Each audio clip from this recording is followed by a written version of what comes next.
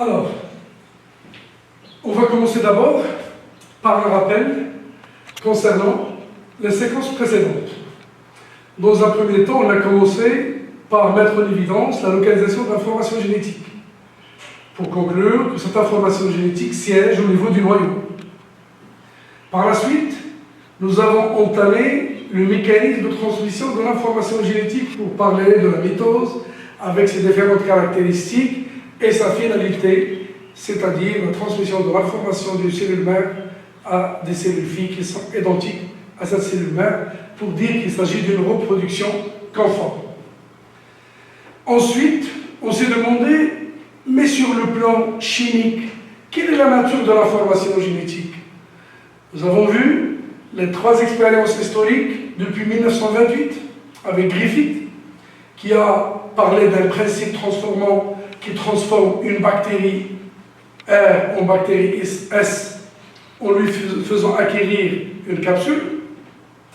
Avery et ses collaborateurs qui ont déterminé la nature chimique de ce principe transformant et dire qu'il s'agit de l'ADN, et Hershey et Chase qui ont confirmé que effectivement le matériel génétique est l'ADN. Alors pour aujourd'hui, la question serait de déterminer et de savoir de près les composants, les constituants de cet acide nucléique, à savoir ADN. Alors commençons simple. Là, l'ADN est un polymère formé de 2 chaînes de nucléotides d'ADN, acide désoxyribonucléique. Un polymère, c'est-à-dire il y a un monomère qui se répète, et là un jeu de couleurs pour vous montrer ça. Regardez au niveau de cet endroit-là, c'est toujours bleu, jaune, donc c'est le même motif qui se répète tout au long de cette chaîne.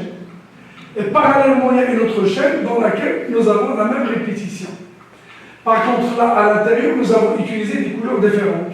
Le jaune avec le vert avec le jaune, bleu, rouge. Donc, ces éléments-là. Là, c'est pour dire que simple, et commencer simple, sa structure de l'ADN, qui est un polymère, c'est-à-dire un motif qui se répète. Qu'appelle-t-on ces motifs? Un motif, c'est un élément ici au centre, exemple, là c'est le vert, puis le bleu et puis le jaune. C'est ces motifs-là qui constituent un nucléotide. Dans l'autre bras, dans l'autre chaîne, nous avons un autre nucléotide. On a gardé le bleu et le jaune ici, le bleu et le jaune ici, pour dire que c'est la même chose, c'est les mêmes constituants qu'on va voir tout à l'heure.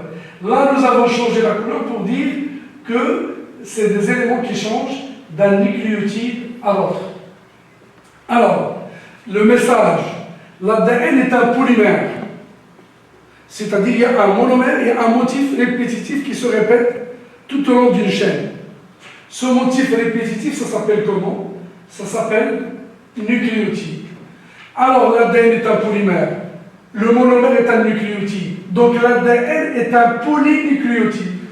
Là, nous avons un nucléotide, un deuxième nucléotide, un troisième nucléotide, un quatrième nucléotide, un cinquième, un sixième, ainsi de suite, tout au long du bras. Allons voir maintenant avec plus de détails. Un nucléotide est formé de 3 éléments, schématisés là par 3 couleurs différentes. Voilà, là aussi 3 couleurs différentes, pour dire qu'il y a 3 constituants. Il y a un sucre, il y a le phosphate, il y a une base azotée. Elles sont là, ces éléments. Il y a le sucre, elle est là au centre, avec cette forme spatiale. Il y a le groupement phosphate qui est là, le P. Et puis là, il y a une base azotée.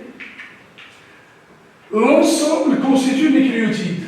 Donc, il faut savoir qu'un nucléotide est fait d'une base azotée, greffée sur le sucre, et un phosphate greffé aussi sur le sucre. Le sucre est un sucre à 5 carbones, c'est un pentose. C'est un pentose, parce qu'il comporte 5 carbones. Le premier carbone, elle est là, le second, le troisième, quatrième, et là, c'est le 5e. C'est pourquoi on parle de pentose. Quel type de pentose? C'est un désoxyribose. Un pentose, c'est un ribose. Sauf que celui-là, vous pouvez le constater ici, au niveau de ce carbone-là, il n'y a pas d'oxygène. C'est pourquoi on parle d'un désoxyde, un oxygène qui manque, ribose. On va le noter désoxyribose. Il y a ici le phosphate, le H3PO4-, H3PO4-, c'est un groupement phosphate. Et là, nous avons des bases azotées. Et là, nous avons donné qu'il existe 4 nucléotides différents. Pour tous les nucléotides, le bleu, c'est le sucre. Le jaune utilisé ici, c'est le phosphate. Et le rouge, là, c'est une base azotée. Ça peut être ici le vert. Donc, la base azotée. Et il existe 4 bases azotées différentes. La base adénine, on va la noter A. La base thymine, on va la noter T. La base guanine, on va la noter G. Et cétosine, notée C. Alors, il y a une partie commune pour les nucléotides. C'est le phosphate et le sucre. La partie qui diffère d'un nucléotide à l'autre, c'est la base azotée. Donc, quel est le nombre de nucléotides différents qui existent? La réponse, c'est bien évidemment 4 nucléotides différents qui diffèrent par leur base azotée. Qui peut être, je répète, soit l'adénine, soit la thymine, soit la guanine G, soit la cétosine. Donc, par la suite, on va se contenter A, T, G, C. Alors, récapitulons. L'ADN, c'est un polynucléotide. Un nucléotide est constitué de 3 éléments. Il y a un sucre à 5 atomes de carbone, c'est le désoxyribose. Il y a un groupement phosphate. Il y a une base azotée parmi les 4 qui existent. C'est pourquoi on a dit que l'ADN est fait de 4 nucléotides différents. La seule différence entre ces 4, c'est la base azotée, puisque le sucre et le phosphate sont présents au niveau de tous les nucléotides.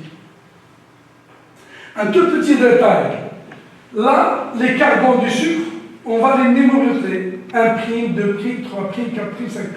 On a dit que c'est un sucre à 5 carbones.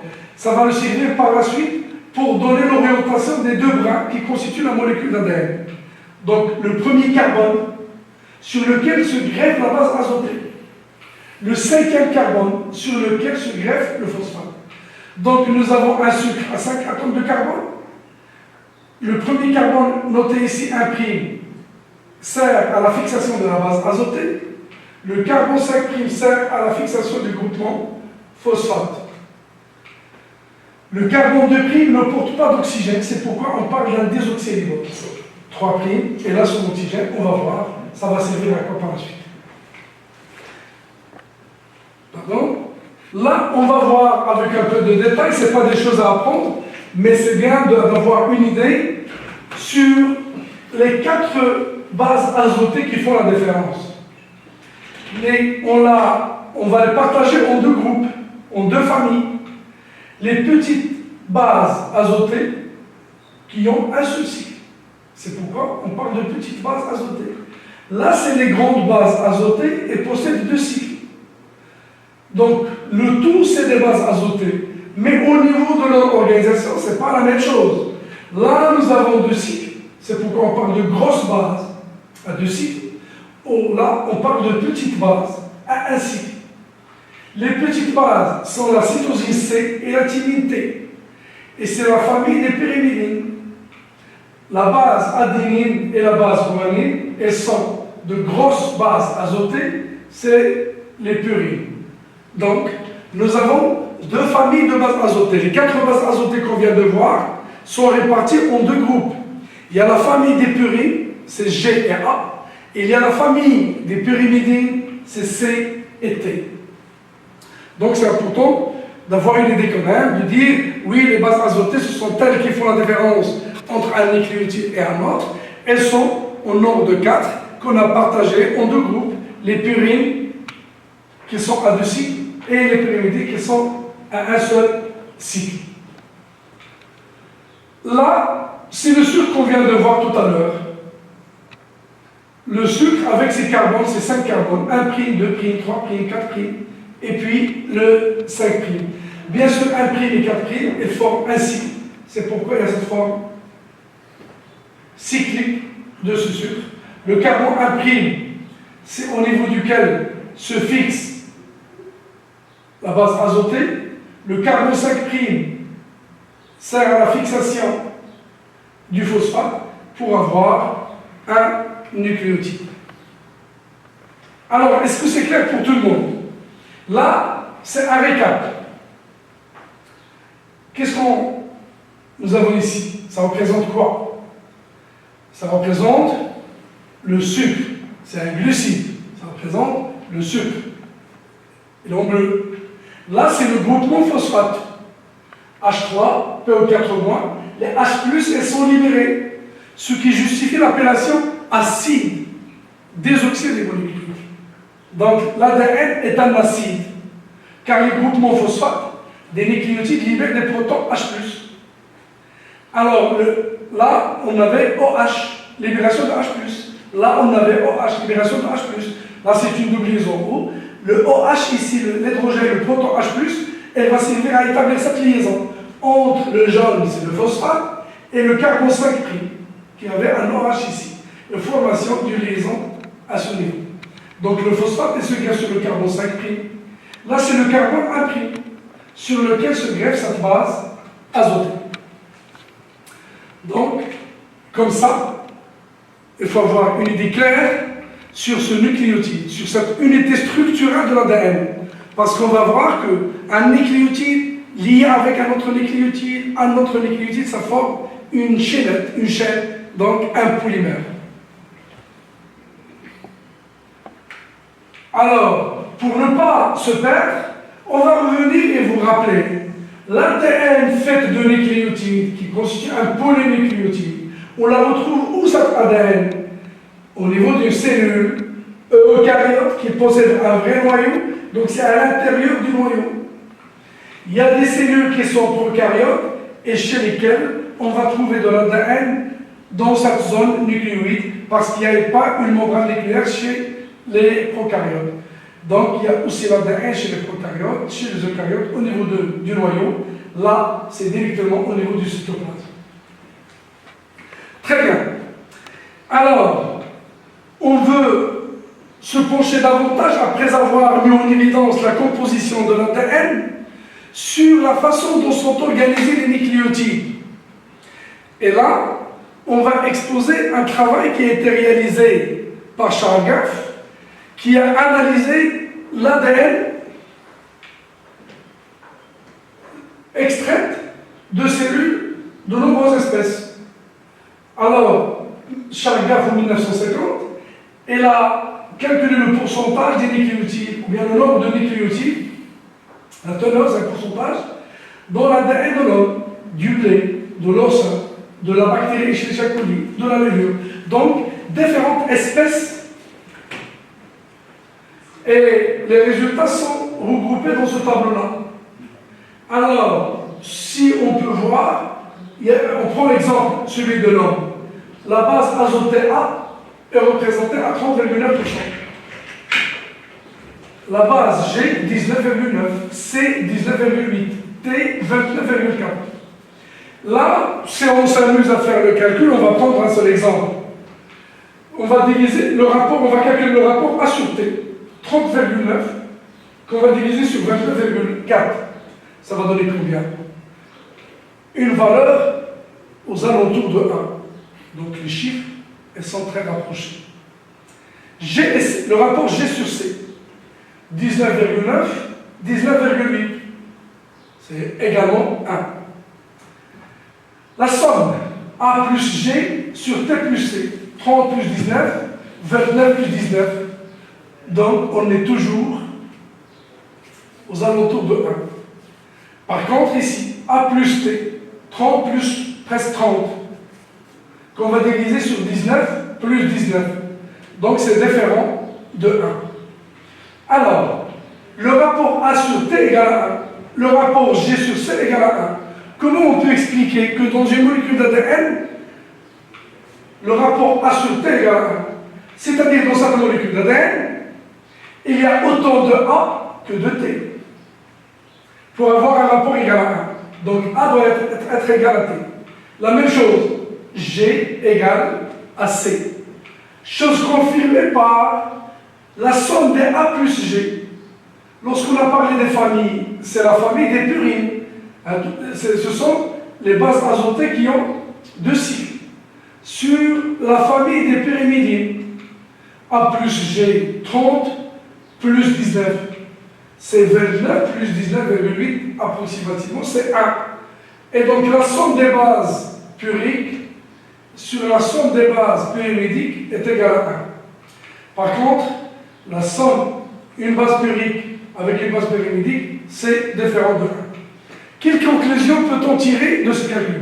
Si on refait le calcul chez différentes espèces, on se retrouve toujours dans ces 3 premiers cases avec des résultats, avec des rapports qui sont près de 1. Là, c'est toujours différent de 1. Alors, une molécule d'ADN possède autant de A que de T, autant de G que de C. C'est-à-dire, la molécule d'ADN, elle est faite de 2 brins, elle est faite de 2 chaînes.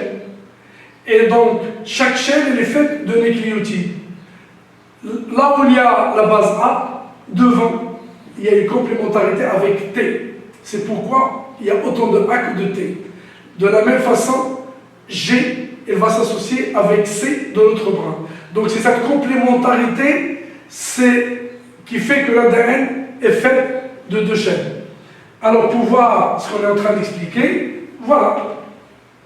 Les règles de complémentarité, là à la base A égale à T.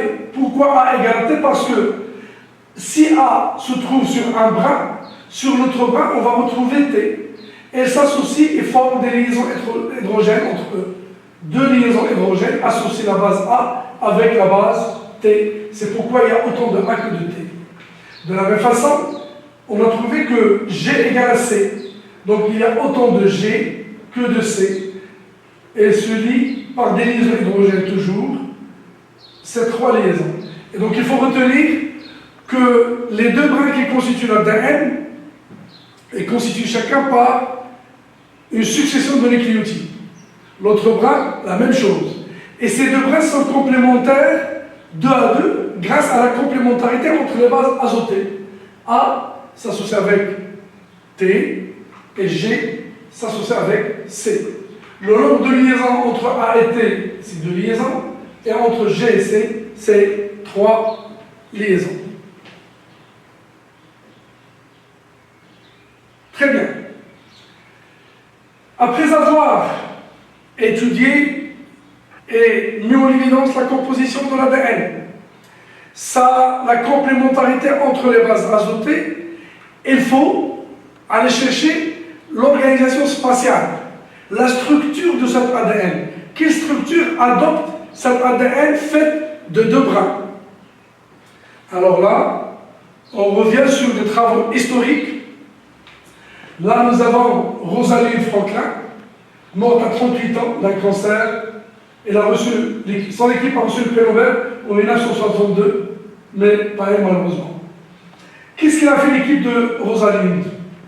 Elles ont fait une radiographie par diffraction de rayons X de l'ADN. Ce qu'on voit ici, c'est une radiographie par diffraction de rayons X à l'ADN. Alors, cette radiographie a servi à Crick et Watson, qui ont eu la chance et l'opportunité d'avoir entre les mains cette radiographie. Et qu'ils ont expliqué, on ne peut expliquer une telle image radiographique que par une structure hélicoïdale en double hélice. C'est-à-dire les 2 brins d'ADN, ils ne sont pas parallèles, un en face de l'autre, mais au contraire, c'est en forme d'hélice et sont hélicoïdales pour pouvoir obtenir une image pareille. C'est pourquoi ils ont proposé un modèle explicatif de la structure de l'ADN à la lumière de cette radiographie et l'ont qualifié, il est connu par le modèle de Watson et Crick. Alors selon ce modèle-là, l'ADN, c'est vrai, c'est 2 brins, mais c'est des brins qui ne sont pas linéaires, elles sont hélicoïdales. Ça, une hélice. Là, une autre hélice. Et donc, ils ont forgé l'appellation. C'est une structure en double hélice de l'ADN. Et les barreaux de cette double hélice, elles sont faites par les bases azotées et leur complémentarité. G et C, A et T, C et G, GC, AT. Donc il y a toujours cette complémentarité pour parler de structures en double hélice. Et nombreuses sont les études par la suite qui ont affiné cela pour dire que la distance entre un nucléotide et un autre, c'est 0,34 nanomètres. Un pas d'ADN, il fait 3,4 nanomètres, soit 10 paires de bases, 0,34 fois 10 pour avoir 3,4 nanomètres. Et bien sûr, là, c'est 1 nanomètre de ce côté-là, 1 nanomètre de là, pour dire que le diamètre que fait l'ADN, là, c'est la moitié du diamètre. Le diamètre de l'ADN, c'est 2 nanomètres. Et donc, là, on donne la forme linéaire. On donne la forme linéaire de l'ADN. Alors, pour rappel, on a vu, ça c'est le phosphate, ça le sucre, une base azotée. À nouveau, un autre nucléotide, le nucléotide suivant, phosphate, sucre, base azotée, ainsi de suite. Alors là, si on fait le compte, combien on a de nucléotides? On a un premier nucléotide, un second, un troisième et un quatrième. Là, c'est le premier bras. De l'autre côté, nous avons le second bras. Et également 1, 2, 3 et puis 4. Et l'association et le lien entre les deux bras, elle est fait comment? Elle est fait grâce aux bases azotées et leur complémentarité. T avec A, et s'associe avec 2 liaisons hydrogènes. G et C avec 3 liaisons hydrogènes, ainsi de suite. Et donc, rappelez bien, notez que l'ADN présente une structure en double hélice. C'est le modèle qui a été proposé par Watson et Crick en se basant sur la radiographie par diffraction X obtenue par Rosalind Franklin.